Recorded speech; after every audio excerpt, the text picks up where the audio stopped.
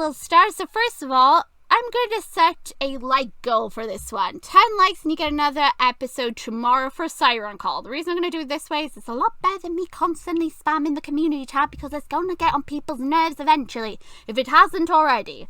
Anyway, what's going to happen now is we're going to get into the warning, and then of course we're going to get into the episode, and then at any point during the episode, if there's a scene that gets a little bit too much, I will of course butt in like I did for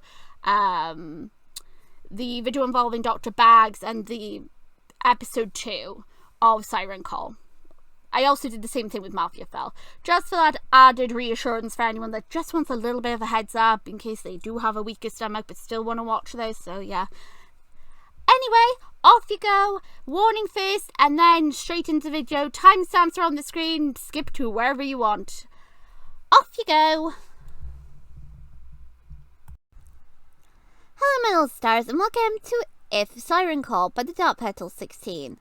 Viewer discretion is advised. Now, I'm going to read through the warnings for this one, so everyone is aware of what they're getting involved into. Now, warning, this will also contain me talking about some spoilers, just to make it clear about why each warning is in place, okay? I have actually played this all the way through at this time, so I'm adding this in post-edit. So, on top of that, it will contain me flirting, kissing and cuddling a skeleton siren and literally not giving a toss about humanity.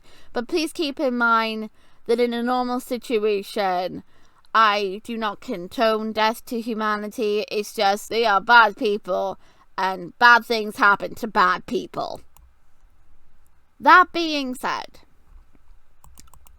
this is a 15 plus game, a lower rating than If Mafia Fell, and this is a romance horror, so keep that in mind. If that already is not your cup of tea, you're not going to want to watch this. Right, gonna go through the warnings. So the first warning is an animal death. This by here, the only animal that does die during this, it is, you get offered a seal carcass after the siren is told that you haven't been eating. And since he's already quite fond of you at this point, he decides to get you food. And that's pretty much all that is. Altered state. Siren Call causes loss of control over body and choices, which makes sense. It's more to do with the bad endings, and it's also to help build trust between you and the siren. And on top of that, you've also got an implied drug use when it comes to like the other form he has. Again, you were warned about this, but since I've got to hold people's hands from time to time, I'm going to have to go into more detail. Assault, because humanity is stupid in this and automatically jump the gun and think that you've done stuff, so they decide to beat you up for it. Bad endings, there's 9 in total, meaning I've got a lot to find. Bullying, because the humans for some freaking reason feel the need to pick on you at every freaking turn. Death, because it's an Undertale game, why wouldn't there be death? Gore, if you've seen If Mafia Fell, you know what you're expecting. It gets pretty graphic, okay? Gun violence. Again, if you've seen If Mafia Fell, then this is no, like, difference. And also, the gun violence, it's not really something you directly see. You get to read about the aftermaths, okay? Kidnapping. Because why wouldn't I get kidnapped from time to time? Or other people? I don't know what this is, though. Unfortunately, I don't know for the life of me what this word means. Murder, because again, it's in Mafia. If you've seen If Mafia Fell, you know what to expect. And also, it's an Undertale game. Why wouldn't there be murder? Obsession, because we're dealing with a yandere siren. Profanity, because why wouldn't there be? Racism, because humanity's always got an issue with anything that's different, be it freaking monsters or beasts. Skeletons, because skeletons. Very bad endings. Yes, you can actually get eaten in this one. Violence, because again, this is one of those type of games. And on top of that, it does contain swearing. Including myself does accidentally swear from time to time, because I honestly get so invested in this game that it just slips out.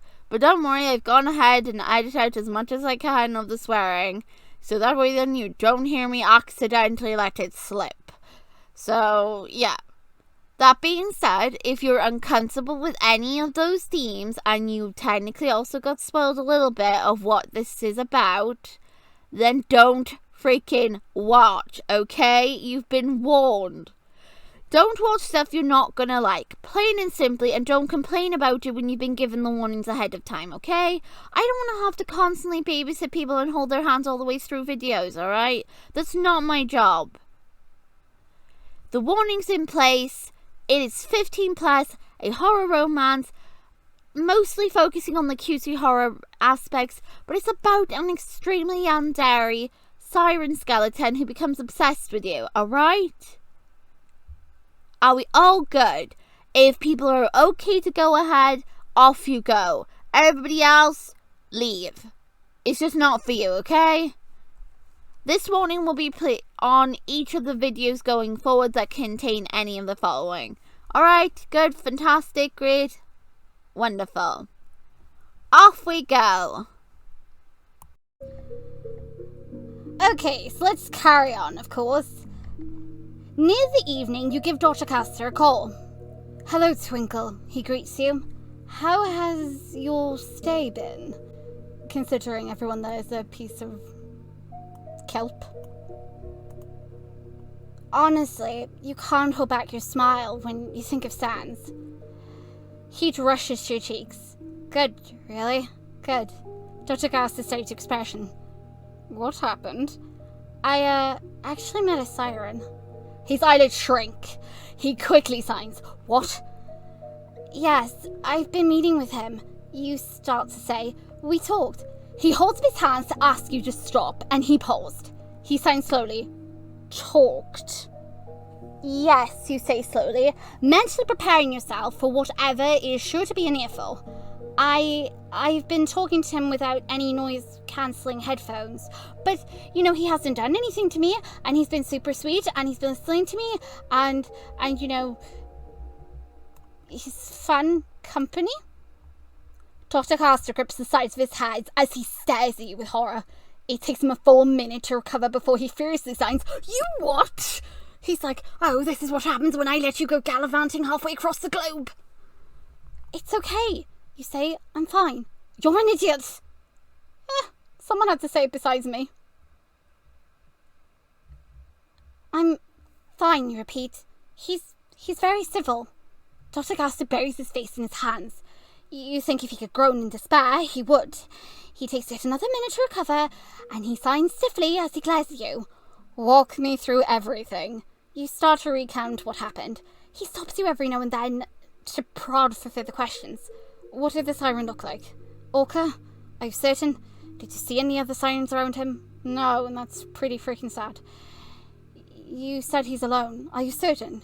He really made no move to grab you, break the ice under you, or sing to you?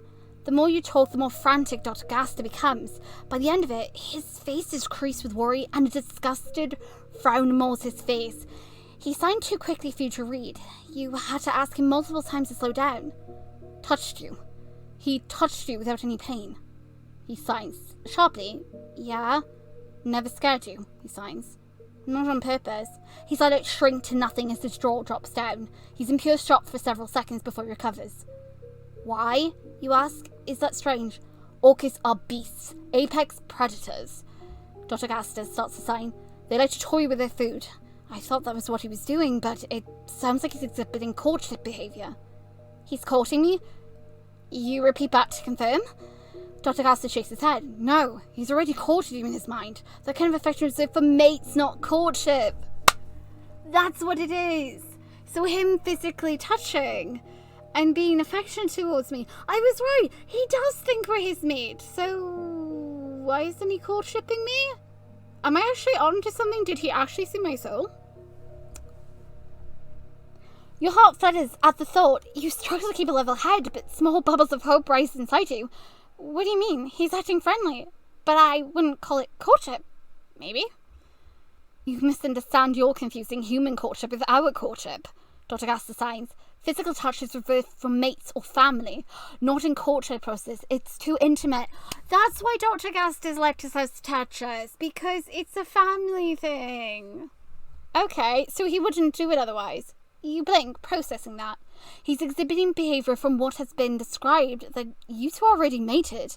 If you were courting you properly, he'd be at a distance until you replicate, he signs. You blink as you process. Wait, he skipped the courtship process and already sees me as a mate? Just to be clear on this, because that seems rather absurd, Dr. Gaster.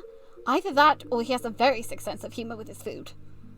No, he doesn't want to eat us, don't worry.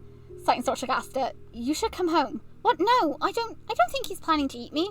No, he 100% is not trying to eat me at this point. Absolutely not.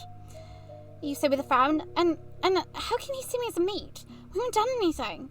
Doesn't matter. A mate is a mate, Dr. Gaster. Hands curls into fists and he frowns deeply. I don't like this, he signs. I can't say whether or not without directly seeing an interaction. Maybe you should come home. Well, no, because if I go home, I'm going to be leaving him alone. If he thinks we're mates, I should at least get to the bottom of, what's going on with him. Well, you're not ready to leave. You're reluctant to say everything will be fine. Dr. Gaster senses your reluctance, and he presses. Safety needs to be a priority. I'll be careful, you tell him. You removed your headphones and directly talked with a siren. Dr. Gaster dramatically signs the last word. He hasn't heard me, you say. It's okay. Augur's a clever Twinkle, Dr. Gaster signs out. Do not lower your guard next time you go out. Take the capsule with you. But please, he signs. You hem and haw. Is it that bad to be courted? You hesitate, he asked. He squints at you. He skipped the courtship. Dr. Gaster signs. No singing, no gifts, no meals brought to you. No singing. But he did. He hummed. Humming counts as singing. We were singing with him. Does it not count if he's not using his actual siren voice, though? No gifts. Gifts. But he did. He did leave a gift. He left the body of Dr. Green at the machine. Was that our gift? Meals. He hasn't brought you meals. Okay, so I don't think he's brought me anything I can eat. Yet, at least. But he has singed. He's hummed with me. Not to the point where it's like I'm being affected by his song, though. But he is, singing. We're humming. We're reacting to each other. So I would say, yes, he has technically singed in a sense, because humming counts as singing. And I'm very curious if maybe what he did with the doctor counted as a gift. But I don't know. But my character's like, is it so bad? He literally pretty much has married you and has skipped everything else. Oh. Well then. He's pretty lonely then. It'll be bad if he sang to me, you tryly point out. Not the point, sighs Dr. Gaster. Sirens can sing without enthralling. He did not present his soul to you. Did he do it under the water? Did Sans do it under the water? When we pulled out our soul to use as a light, there was a presence there. If Sans was under the water and he saw us with our soul, he might have pulled it out into the water and we didn't see it. But we were close enough. I bet you if that is, if what Gaster said is true, that's probably what happened. He probably did it where we couldn't see it. And that was the only time he could have done it, was when our soul was out.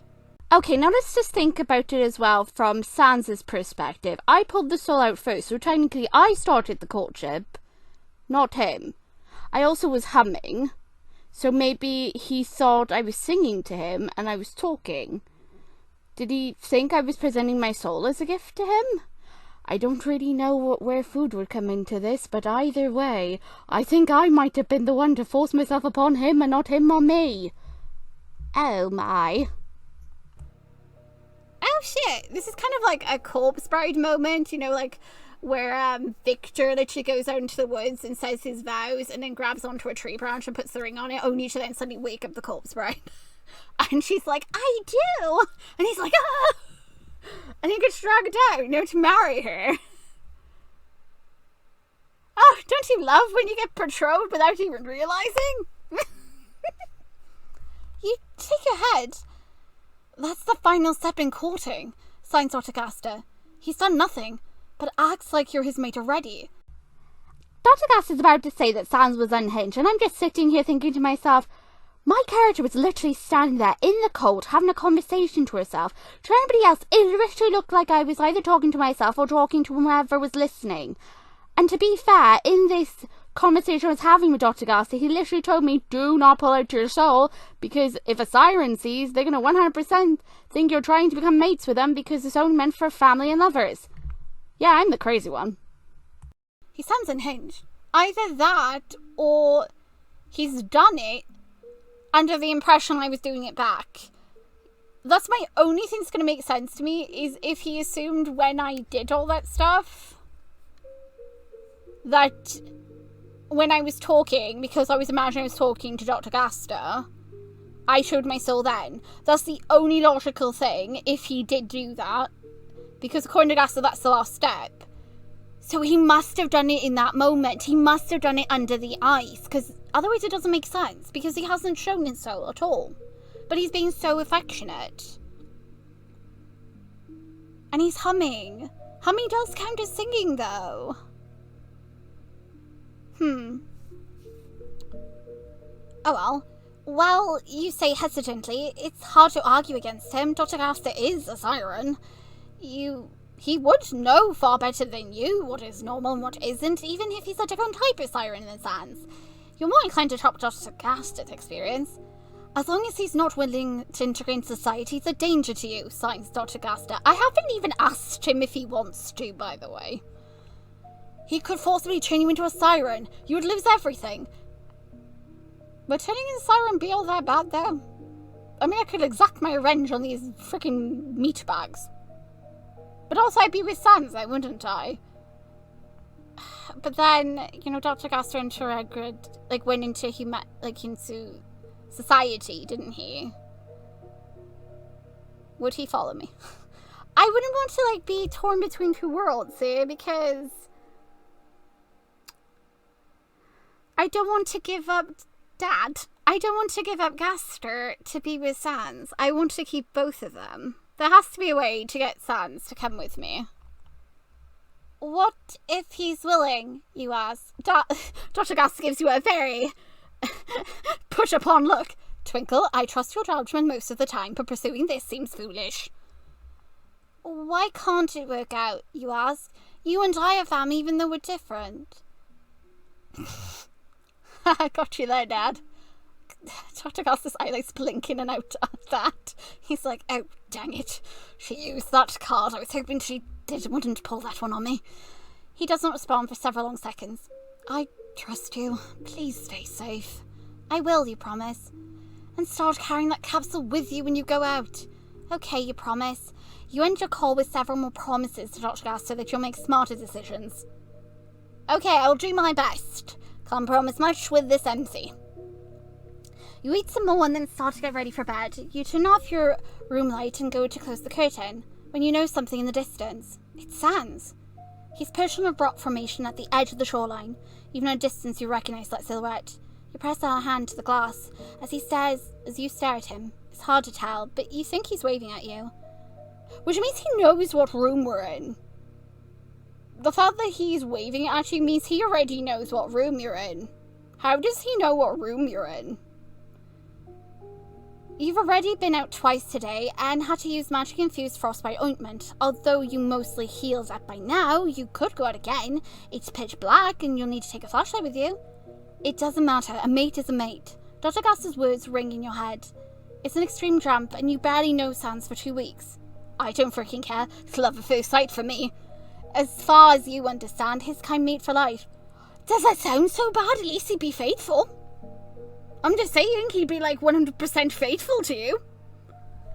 It'll be like going to a coffee shop and the barista deciding that he's your husband now. No, you went to the Antarctic and then all of a sudden he apparently thinks you're his.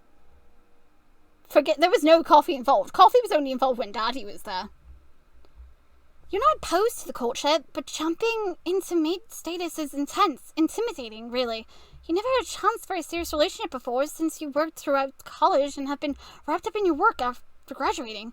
It's rare to meet someone close to your age in this field, and you don't get to go out often enough to meet anyone anywhere else. It would be a big commitment right away. You hardly know him. Are you sure you want to go down this path? Yes. There's something about him that draws you in, so shut up. I'm in charge, not you. Stars, are you really doing this? Your silly grin says you are. He needs someone. You need someone. You might be the best chance for him. If he stays here and they find him, they're going to kill him. We have to get him out. You put on heavy clothes and grab a flashlight, and you quickly leave your room and exit out the back door in the hallway. You try to rush out to meet him, but because of your layers, the best you can do is waddle, which he loves. He sees you right away and dives off the rocks. He pops up close to you in a hole made in the ice, a far distance away from the shoreline. At least you won't have to get your boots in the water this way. Sans, you greet happily, pointing the flashlight down so it doesn't blind him. He's only a step away now. I'm glad to see you again. Twinkle, he says. He stretches his head up above the water. You kneel at the edge and press your forehead against his. Oh my god. So freaking cute. It's sharply frigid against your skin, but you can't deny the immediate bubble of joy you feel from his action. He raises a hand up from the water to cup your face. Physical touch again. His eyelids growing fuzzy again. That's love. He loves you. The moment his wet hand touches your cheek, you feel the immediate burning from the temperature drop.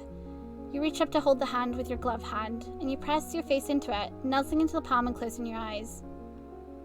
Twinkle, whispers Sans, a soft plea in his tone. Oh gosh. It tugs at you so when you squeeze his hand. He pulls his hand away from you, only to use it to pull himself out of the water. You scoot back to give him room to sit beside you.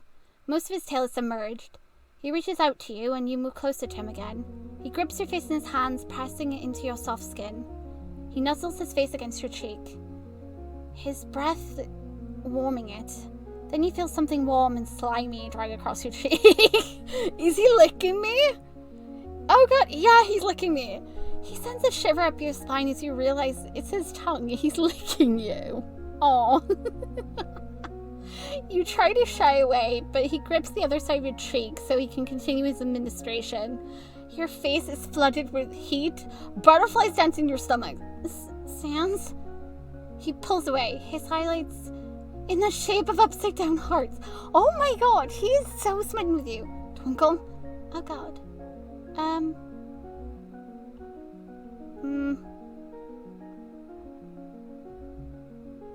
You wonder what you can do to him.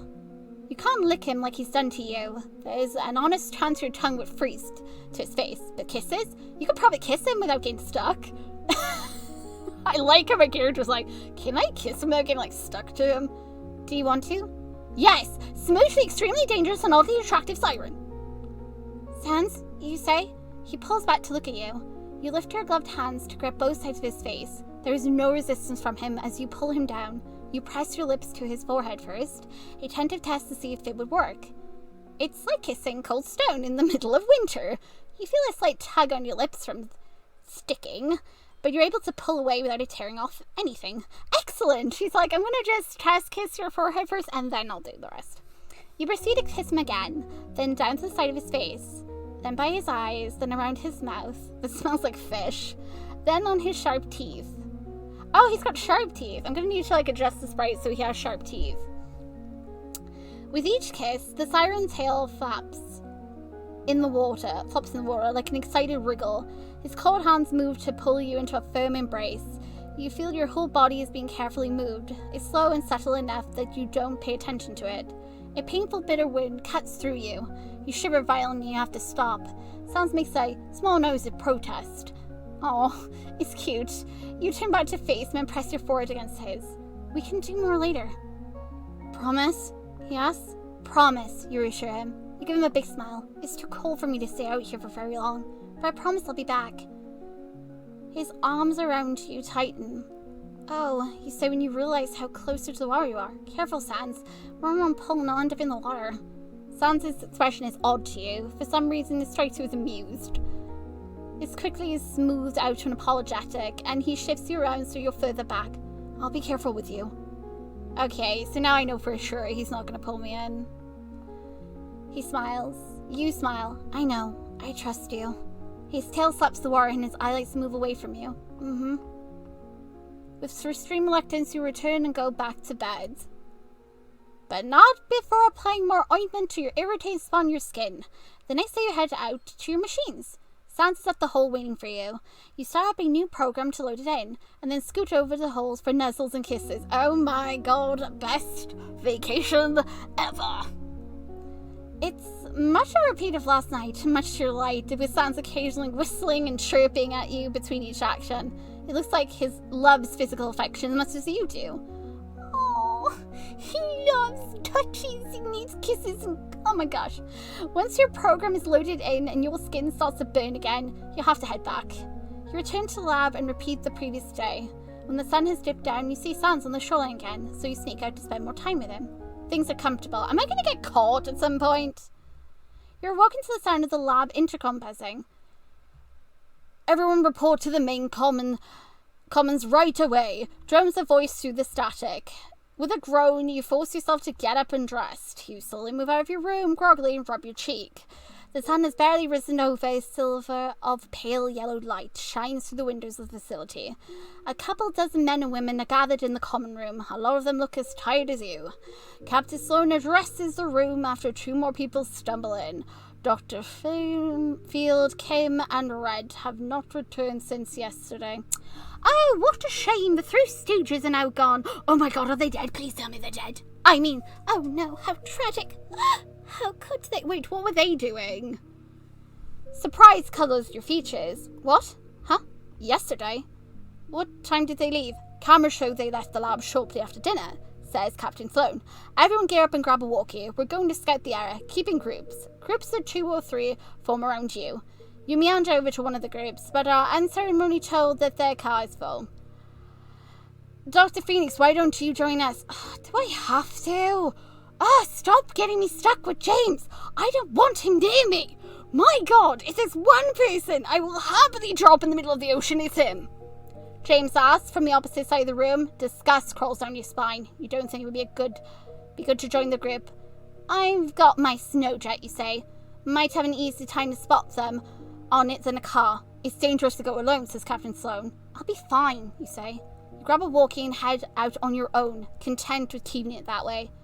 Just you on your snowjet. It takes off east, following along the beach. Your hands grip the snowjet tightly as you steadily drive it forward. Your eyes scan the horizon, wondering what the odds of more bodies ending up near your project. Arriving at soon, you're relieved to see no corpses. Oh, thank God. A splash in the water tells you that you have a visitor, Sans. He pops his head out of the water. His white rings of light focus on you, and he smiles at you. Hey, you greet him with a warm smile. Butterflies dancing inside your heart, inspired the situation. You can't help the surge of giddiness you feel when you see him. Twinkle, he says. He rests his chin on the ice. I thought it occurs to you. Sans, I don't suppose you've seen other humans out here, you ask him. Maybe a group of 3? Sans tilts his head, his smile fixed. He stares silently for a long minute. Sans? You prod again. Did you see other humans around here? You ask him. When? He asks. Between now and last night. You hazard a guess. Sans's ring of lights move away. He lifts his head off the ice to rest it in one palm. My eyes widen. You did? Sans spotted it. They fell in the water. They fell in the water. Oh no, poor humans. They fell in the water. Hopefully Sans had nothing to do with that. Wait, how did they fall in the water? Where were they? Were they near my goddamn stuff again? Your blood turns cold. What? Sans points further northwards at the hand. The ice thins out. It broke under one of them when they were walking, and they grabbed the others, they fell. Sans' eyelids move back to look at your face. Do you want me to find their bodies? That's not necessary. How far out? Not far, he says. You can see the hole where they fell through from here.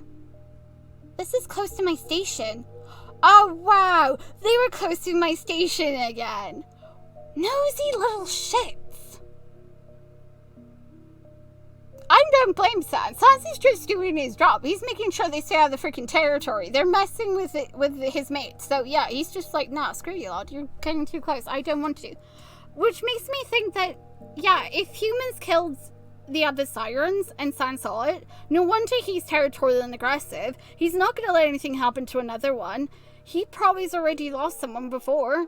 100%. He's not going to let that happen again. If he's got anything to say about the matter, he's going to 100% get rid of anything that's a danger to me. So he's pretty much dead in the water. Or dead on the ground. Or dead anywhere, really. As long as it's dead. And I'm just going to be like, that's good. I'm proud. Best hubby ever.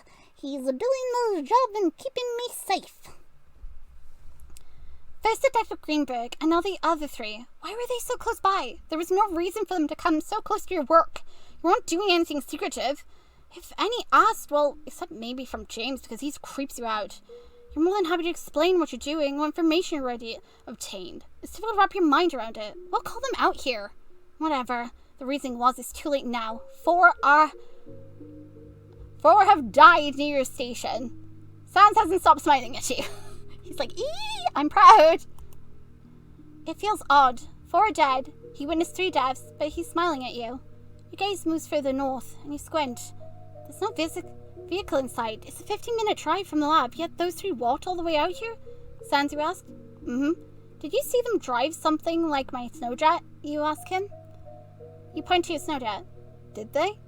Sans lets a sound. He taps on the ice with his other hand. They must have, right? You humans can't stay out for long, and they would be hard on you without help from your machines. Sans' smile widens. Then what happened to their machines? Why are you asking me?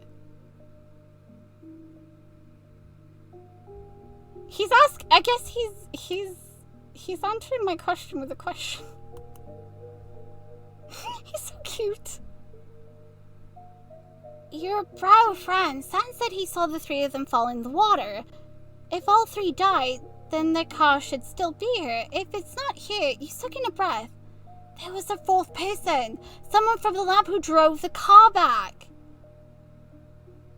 It looks like you came up with something clever, says Sans. Oh, Sans is helping me. His ring of lights focused on your face. I'd expect nothing less. Gonna throw this in here right now. Technically, Santa's reaction makes me second guess if there was a 4th person and it was just him. Because he can punch through ice, he can kill a person. It wouldn't surprise me if he could either drive the vehicle back, lift it up and hide it, or anything. So it could still be Sans, but I don't have any evidence to support it is him. I've just got a theory it could have been him. So I guess we'll just have to wait and see. So in other words, he knows there's a 4th person.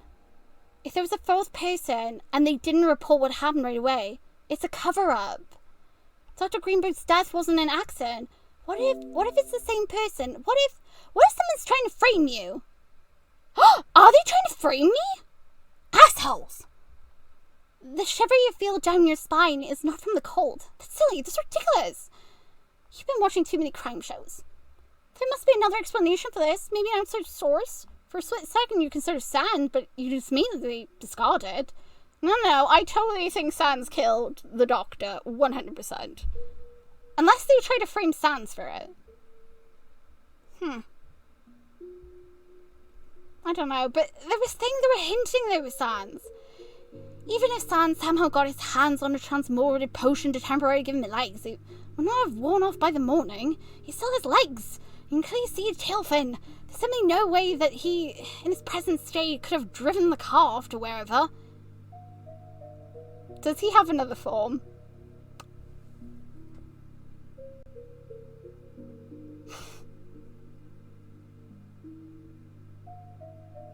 That's the only other reason. He either has another form, or there was a 4th person. Is the car even back at the lab? You thought returning to the lab makes your stomach curl anxiously, or he gnaws at you. You drop around and turn to look back in the direction of the lab. Twinkle, what's wrong? You look back at Sans. Are you eating enough? Sans asks. No. You admittedly avoid going in the kitchen and interacting with the others since coming here. This meant you skip your fair share of meals. Oh, Jesus, that's bad. You feel sheepish if you weren't already so anxious. Maybe not as much as I should, you admit to Sans. I need to let the others know about what happened. Is the hole in walking distance from here? Go Sans. You breathe out slowly and return to your snowjet. Let them find them. You dig around your pack for a pair of binoculars and you use them to scout further ahead. You don't want to walk out on the ice that's already broken. It takes a couple minutes, but you do see bags in the distance. Bags right next to a giant hole in the ice. You feel sick. That sick feeling doesn't go away when you radio the others. Sans leaves before anyone else shows up. You numbly point out the bags that are on the ice. No one dares to venture to grab them. What happens is self-explanatory. Captain Sloaney orders everyone back to the lab, and you can feel suspicion looks tossed your way. Jesus Christ. Look, if I did commit murder, I would 100% make sure you guys didn't catch me doing it. I'm a lot smarter than you. What were they doing out here? 4 dead, all near Dr. Phoenix's project? Does I really not know anything? You decide to stay in your room for the rest of the day. You keep your mind off of what happened by working and watching your crime show. You work on emails, send a few messages to Dr. Gasser, reassure him you're okay, even if you aren't certain you are. Mine through the data and review one of Dr. Gasser's side projects. You go to sleep early. Hopefully the things will somehow be better in the morning. And of course they aren't. Oh yay. Why? Oh god, did somebody else freaking end up dead? Oh. The intercom buzzes on. Captain Salone's second in command, Brad, demands for everyone to gather in the common room. You get dressed and leave your room. You suddenly very aware that you're the only person alive staying in the private wing. Wow, you get a private wing all to yourself. Oh, no, it is Sans then, because Sans doesn't want them near you. If it is Sans killing them, it makes sense. Sans knows where we sleep, and since there's all windows there, he can see, so he can see people going back and forth. Meaning, he probably saw the interactions as well, possibly. And obviously, he doesn't like them being near you. Or maybe he just heard them throwing shade at you again. I don't friggin' know. They deserve what they get anyway. What if that means you're next? Stop it. What if there is someone out on the lab who has it against you? Stop it, stop it. What if you're a scientist? Focus on the facts. 1. Dr. Greenberg died under suspicious circumstances. He died near your project. 2. Dr. Kim, Red, and Field fell through the ice near your project. Conclusion does not encourage... In other words, what else is near your project but a siren? Correlation does not equate to causation. The only thing these 4 deaths have in common is the proximity to your project. 3. Your project is nothing worth dying for. There are no traps in it. There's nothing here worth killing for. The common room is somberly quiet when you arrive. You move to stand out of the way, your back pressed against the cold window. You fill with your hands like Dr. Gaster does. It takes 5 minutes for everyone to meander in. Captain Sloan moves to the front. Everyone, this expedition has been cancelled. Oh man. Science is met with this statement. Shit. Wait, so what's going to happen now then? Science isn't going to let me leave, is he? Or will he follow? It's not surprising. 4 deaths, of course it's cancelled. A pickup will arrive a week from now, says the captain. That got some replies. Someone testily questions, a week? We're stuck here for a week. People have died! There's bad weather incoming, calmly says the captain. The boat can't safely make it before it passes. We're moving into lockdown this evening. No one can leave the facility without permission. Oh, shit. Everyone exchanges uneasy glances. A few glare in your direction. Look, if I was going to kill you, I would have done it by now. But you pretend to not notice, and despite the easy sinking feeling you get, dismissed. You wait for everyone to leave first. Strangely, you feel uncomfortable turning your back to them. If you're leaving, you should say goodbye to Sans, and if possibly pack up your equipment before the lab moves into lockdown. You start to head back to your room to grab your heavy coat. But then you notice something on your way back. The glass hallway that goes through the rock formation empties out with a good view from under your room. Time for me to check in with another place for you to skip. Timestamp is on screen right now. Feel free to skip forward. About red in the snow. You swallow roughly, unnerved by the splotches of red. You exit the back door in the private common and walk outside to stand under your room. There's a dead seal under your window. Sans. Sans gave me gifts. He gave me food. It has a clean slash across the throat. You look around for any signs of footprints, but you don't see nothing. The snow is pristine, all around the seal. You don't think it snowed last night, but what other explanation is that? Oh! He killed the seal because you said you weren't eating. He wants to feed you. Who would even do this? Is it a threat? No, it's not a threat, stupid. It's freaking offering for you. Are you really the next target? Oh, Jesus Christ, calm down, character. Fear makes your throat tighten. Nausea, sickness rocks your stomach and kills your toes. Your palms sweat and icy. The wind blows through you and chills you to the bone. You don't feel safe anymore. You could leave. You could leave right now. You have the capsule. You smell roughly. Stars above. Why aren't you leaving? Ha! The situation isn't funny. As you stare at a dead seal placed upon your bedroom window. Oh, it's on the window?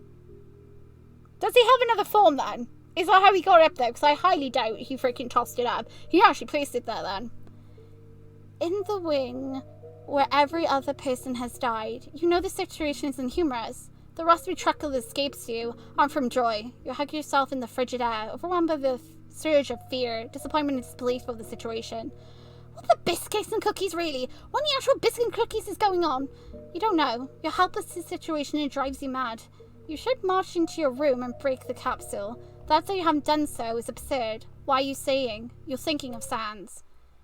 You leave the dead seal. You mean to take the snowjet to see him, but in the corner of your eye you spot a familiar dorsal in the distance. Moving to face him, you see that Sans is near the shoreline. He's waiting for you, and he's smiling at you. The tension you hadn't realized was building. Easing out the moment you spot him, you start to walk quickly towards him. He dives in the water and meets you halfway at a breathing hole in the ice, and he reaches out to you. You kneel at the edge of the water and bend over to kiss the top of his head. Your lips burn from the cold, but the sense of peace you feel inside bulldozes over that chill. I have to go, you whisper against his forehead. So soon, he asks? Not from this spot, the facility. They're giving the order to leave. There's a shift in the air, like a rubber band pulled taut. Something snaps. All you feel is sadness. You don't want to leave him. I don't want to leave you, you murmur sadly. You grip both sides of his face and kiss him more. You feel his cold hands grip your waist. Don't leave, he says. With a sigh, you pull away and push your forehead against his, and you close your eyes, inhaling, because this is out of my control. I can't.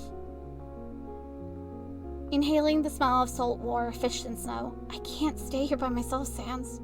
You wouldn't be by yourself. You have me. I could hunt for you. I did already. Your eyes widen and you sit back. Wait, the seal?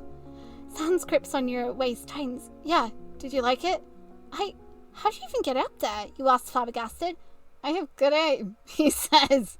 You have a mental picture of Sans somehow hitting the seal like a baseball player with his tail. Such an absurd image, it makes you giggle.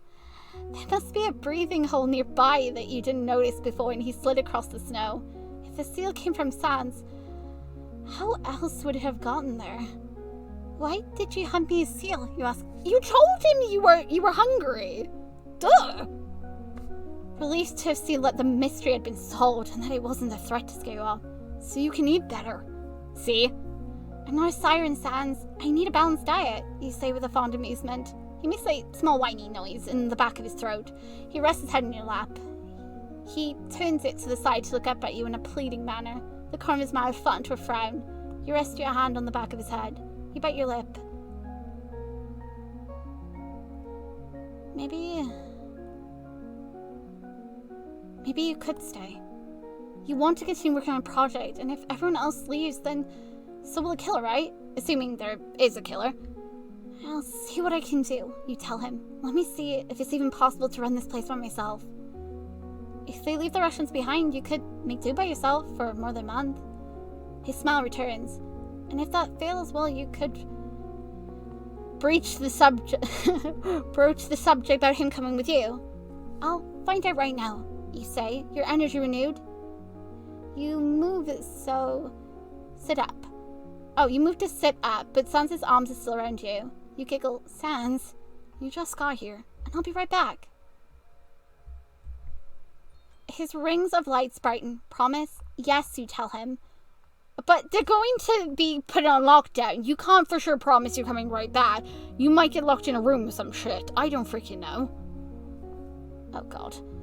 Your boots crunch into the snow as you make your way back. Okay. You don't make it very far when you know someone. Brad, the second in command for the guards, stomps out. Phoenix! Hi, you say. Actually, good timing. I wanted to talk to you. What are you doing outside? He loudly demands. Did you not hear we were going into lockdown? Or did you think you're special enough to be exempt from that? He jabs at your chest, his eyes narrowing in anger. You're not. Get your ass back inside and stay inside. If I catch you in the facility, if I catch you so much as looking out your door before the boat arrives, I'll handcuff you myself. Okay. Get inside now. Okay. Calmly go back inside. Jesus Christ. Calm down, man. I'm not doing anything to you. Like, seriously, chill. Calm down. You don't feed into his anger. It won't help either of you. You brush past him and go inside, and you return to your room and start to pack your things. It doesn't take much time, and you hadn't been there long. Once everything is zipped up, you let out a long sigh. You peek out your window, but you don't see signs anymore. You'll have to find another way till I know. Maybe once it's dark and everyone's gone to bed, you can sneak out. You haven't eaten breakfast. You aren't hungry. The thought of leaving your room and changing on interactions with someone out there makes you uncomfortable. You stay in your room until someone buzzes over the intercom for a meeting. Bloody hell, what is with these constant freaking meetings? You leave your home and head to the main common room where everyone is gathered. Can everyone just be dead already? As terrible as it is for me to say, I'm so over these people. Okay, we've checked all the vehicles, says Captain Sloan. It looks like they started without you. Lockdown is in effect now. No one can leave without armed guards and permission. You fill it with your hands like Dr. Gaster does. Captain Sloan looks around the room and he starts to speak again. Whoopie-doo-dah. Excuse you! The gunshot makes everyone jump into the direction, and the light flickers. At once the guards are tense and pull out their weapons. Captain Sloan takes out his radio and speaks it. Status report. Oh shit. Wait. Is it because I didn't come right back? Oh shit. Static buzzes in the air. One of the other guards takes out his radio and speaks to it. Status report static. Your brow frowns. You hadn't heard of the radio say status report, despite two people speaking into them and on the radios. Down. Okay. Jesus Christ, what is with the constant gunshots? The second shot sounds much closer, like it's only down the hall. Captain Sloan sprints down the hallway. Followed behind him and the others, I guess. Long story short, we lose another 2 people. If you don't want to see, skip forward to this timestamp. You and several others follow after him. He doesn't go far. He enters the security room and the doors have been left wide open. At once you smell burnt flesh and gunpowder. Okay. It's a sweetly sour stench that takes your stomach tighten. Thick, he breathes out. What the? Biscuit? Slumped in the chair was a guard. His face is obliterated. Oh, did he commit suicide? What did you do that for? His face obliterated, on top of his skull hanging up by a thin layer of skin. The skull is fully presented with one eyeball left. The brain oozes out, dripping out like melted pudding. Blood is splashed all over the security room, the monitors, keyboard, and computers, and a varied degree of red splotches. In the sharp blue light, you can even see bits of skull and chunks of gore. Again, it's discarded on the floor. The end of it is caked in blood. Suicide, you think? Nominate to yourself? Why would he do that, though? Why did he suddenly commit suicide? Okay. We'll see the killer.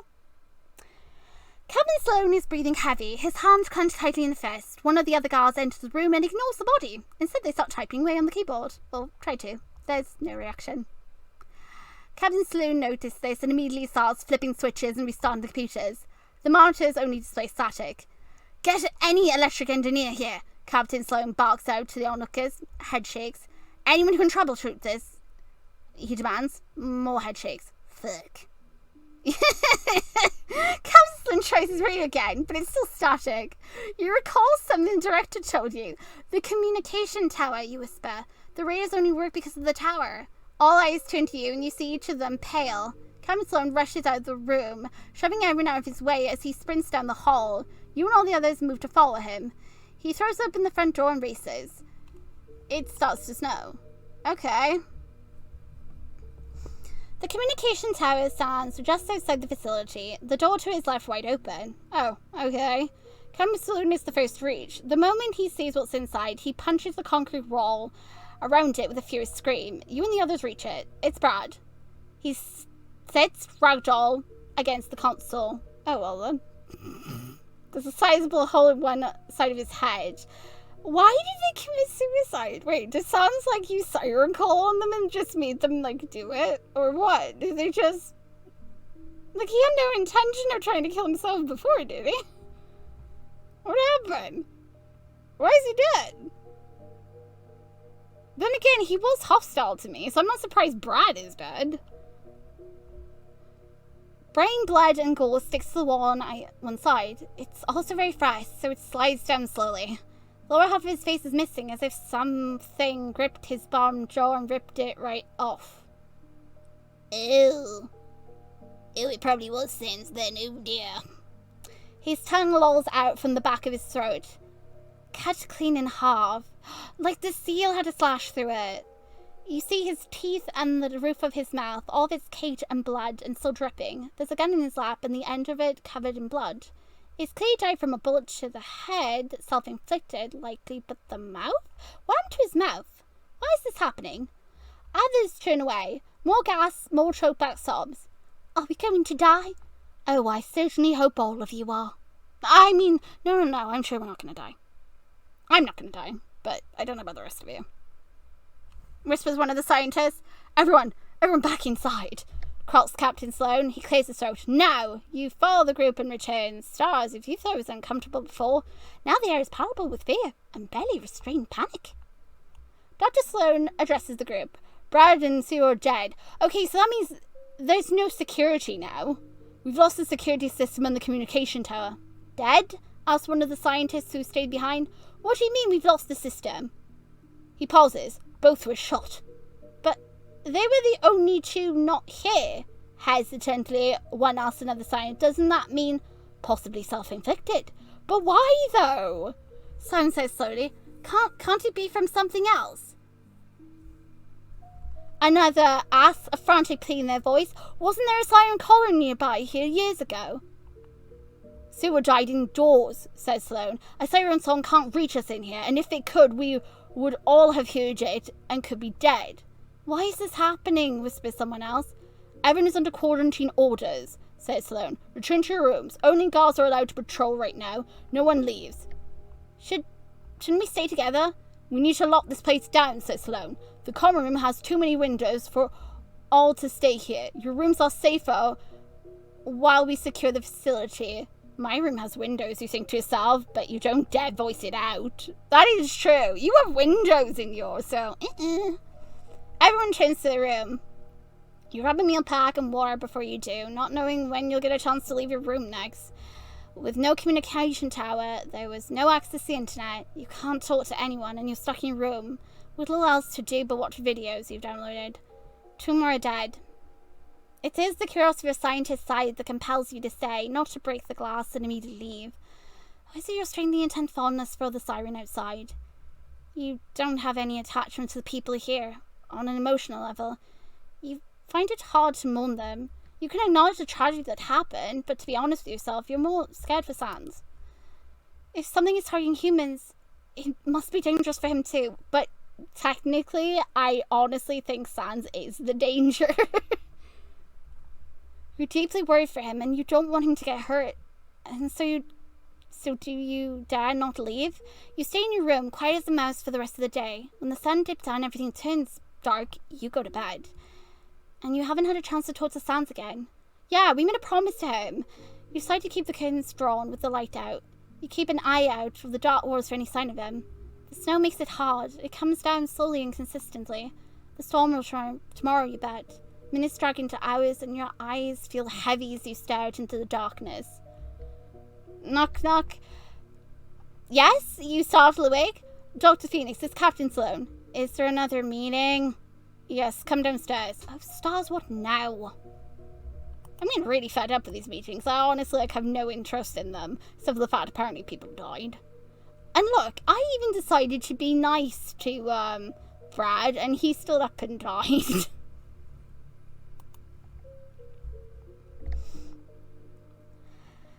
stalls what now? You noose to one yourself, and you put on slippers and grab a robe to wrap around your pajamas. You head down the steps that lead up to your bedroom and go down the hallway to the private wing common room. He is waiting for you, along with his brother James. Oh, Jesus Christ. Did you have to bring the little shit? Uneasiness pricks your skin. You rarely eye the two. What's going on? Hopefully, a very brief conversation. Why? What about? You ask uneasily. Help us understand. I don't freaking know, do I? Dr. Greenberg, Dr. Field, Dr. Red, and Dr. Kim all died near your station. The last thing Brad radioed to me was that he spotted you outside and went to talk to you. I didn't do anything to them, you insisted. Yes, I talked to Brad, but he was very much alive when I left him. I was also with the group when he died. I'm not right accusing you if you killed them, said Sloane. But you're hiding something, James cussed. Oh, shut up, James. The only thing they all have in common is you. Every trip before this was fine. You come along, turned into a shit show. Oh, shut up, you prick. Like, seriously, you just shut up. You're only butter because I wouldn't be your freaking woohoo. I haven't done anything. And you're not done something? Asked Sloane. Are you not disclosing information? You think of Sans. You're hesitating, says James. I fucking knew it. Jane moves to grab you and you step away. Don't you touch me. Dr. Phoenix, James, let's stay calm, says Sloane. He levels you with a flat look. A lot of people are dead. Good people. Good people, my ass! If you're hiding something, you need to tell us. I haven't done anything, you muttered. I don't know what's happened. If you bring up Sans now, you're guaranteed to make them start needlessly hunting him. You don't know what's going on, but you're extremely reluctant to put the blame on Sans, especially when you know it'll lead to them trying to hurt him. The hand was unexpected. James's hand lashes out and slaps hard across your cheek. Excuse you? You little... It's done with enough force that you stumble away. Immediately your cheek starts to sting. A throbbing pain pulses from your mouth and you taste copper. You raise a hand up to your lips. Your fingers come back with blood and your eyes flicker to Sloane to see if he'll do anything. He looks away from you. If Phoenix starts talking, stop. Oh, you little shit! James lunges for you. Oh my god, freaking run! Your heart pounds in your chest as you scramble away from him. Oh, Jesus. You turn on your heel and start to sprint. James is right behind you. You don't think you'll make it to your room on time to lock it or get to the capsule. You aren't in any shape enough to outrun him, and there's nowhere to hide. The only one staying in the private wing now, and Sloane standing guard the entrance that connects the private wing to the common room, there's only one option for you. Oh, God. You throw open the back door to the hallway and run outside. You sprint out into the darkness as the snow comes down, making a mad dash for the shoreline for Sans. Get back here, you stupid bitch! You hear James scream at you as you run. Your sharp temperature difference already has you shivering violently. Your feet and calves are soaked from the snow, and you can hardly see the darkness as you keep running with one foot in front of the other. The snow crunches behind you as you hear James gaining on you. Undeterred by the weather. Fucking God! You hear a scream behind you, but you don't stop running just yet. Only when you no longer hear his footsteps do you dare look around. You see nothing. 2 sets of footprints leaving the lab, and only yours have made it out this far. Oh. Well, he got his comeuppance, didn't he? Sans got him. I think Sans got him. If Sans has, like, another form that allows him to, like, possibly fly or something, yeah, he's gone. Serve him right. In the snowfall, you see nothing. It's only you. You tremble, shaking violently, with feet that have gone stiffly numb. A deep chilling sets in within you. The bits of your skin that haven't gone numb burn with needle-like pain from the cold, too intense for your brain to process. With heavy breath, you start to stumble your way back to the facility. You trip in the snow but manage to catch yourself, and you pull yourself back in and shut the door. It doesn't lock. It can't lock. The security system controls all that, and it's gone. You look down at your skin and see blotches of red and blisters. You have bad frostburn, and you'll have to treat yourself right away. You can't stop shaking. Well, yeah, because he literally just lets that guy go to freaking beat the shit out of me. Oh, God. Even if making it back to your room and applying the first aid, you can't stop shaking. Adrenaline has frayed your nerves. They're shattered worse than someone throwing a cannonball into a window. Stars above, you can't sleep that night. You can't. You try, you really do, but you're too afraid. You realise with a horrible, sickening feeling that locks won't work on the doors anymore. You found that out when you left the facility and came back in, and you tested out in your bedroom. You're not even strong enough to move any furniture in front of the door to barricade it. You can still hear James screaming from behind you. What was that? He was there, and then he wasn't. Stars, something's out there. Something really is out there. You want to leave. You want to go home, but not without Sans. If there's something out there hunting humans, it'll hunt Sirens too. No. Trust me, I don't think Sans is in any danger. You're terrified of your mind with fear, but you can't leave him. You can't, and we're not leaving him. In the morning, in the daylight, you search for him at your window. And when you see him, you make a break for it. Maybe the two of you can use the capsule together if you crush it while holding him. Both of you should be able to teleport. You might end up on land, but you're certain you and Dr. Gaster could get him into the water before he dried out. Anything's better than leaving him to die. You wish you'd stop shaking, but you don't. Pull the hours of dawn that even cracked your bedroom door is flung open. What did you do? Holy friggin' shit! Hi there, psychopath! How you doing? You let your brother nearly beat me to death!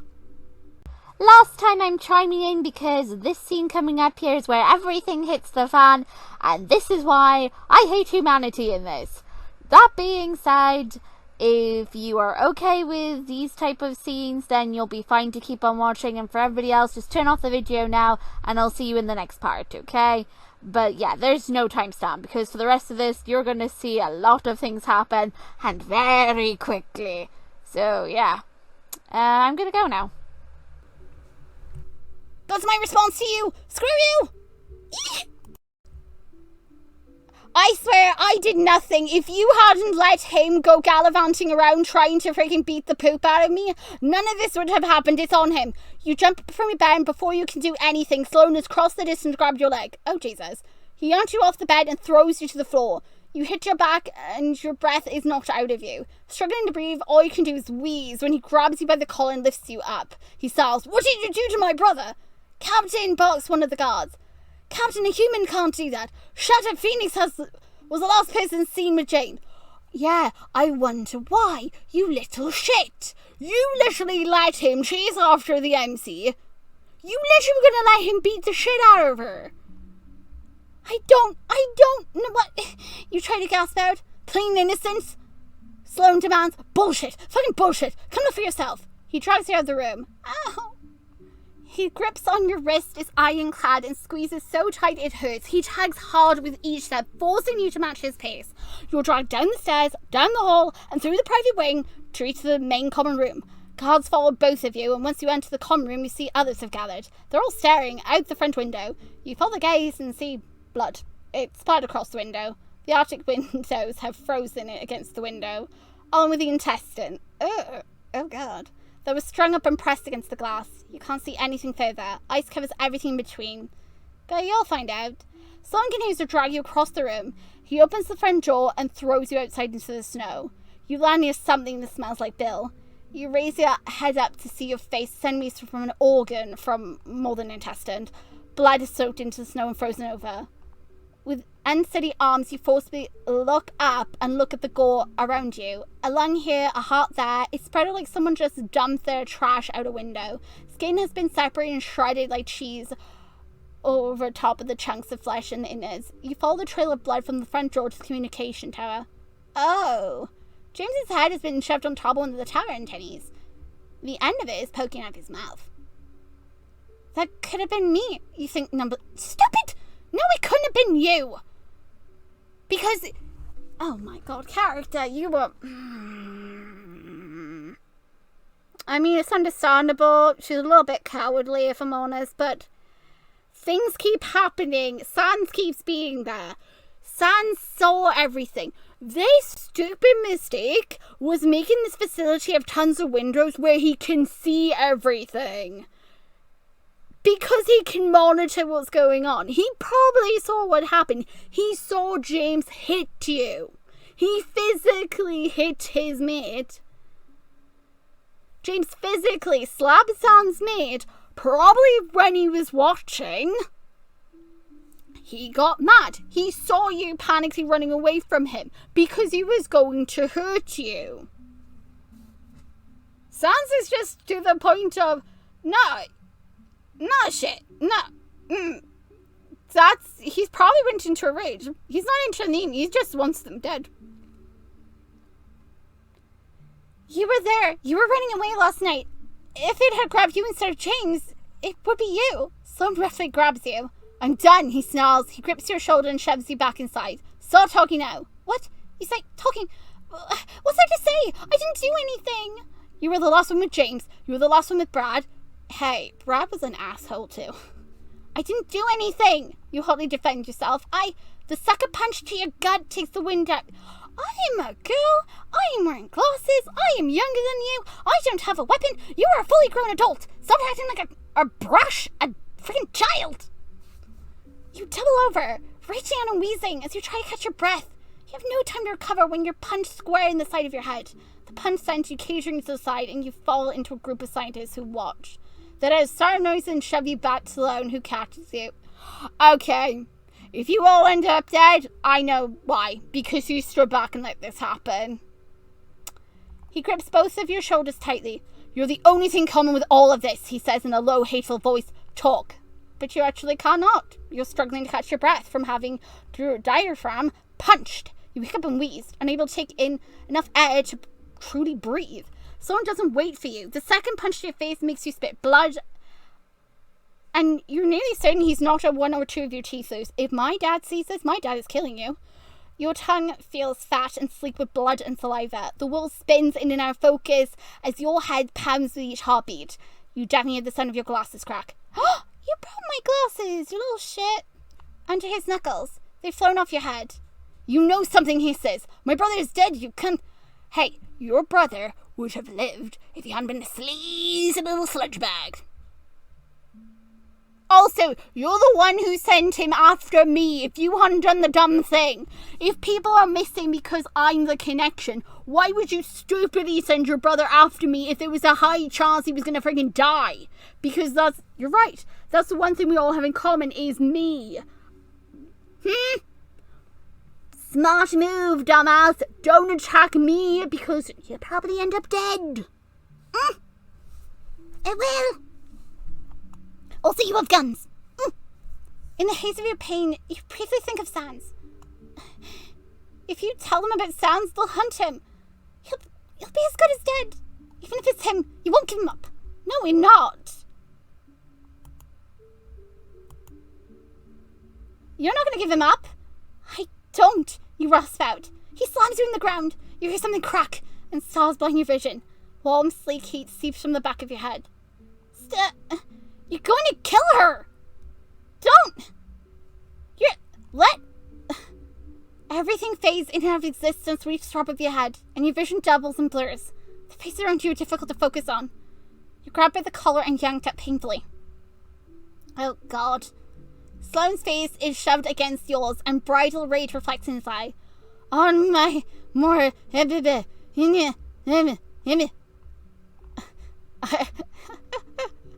Fucking...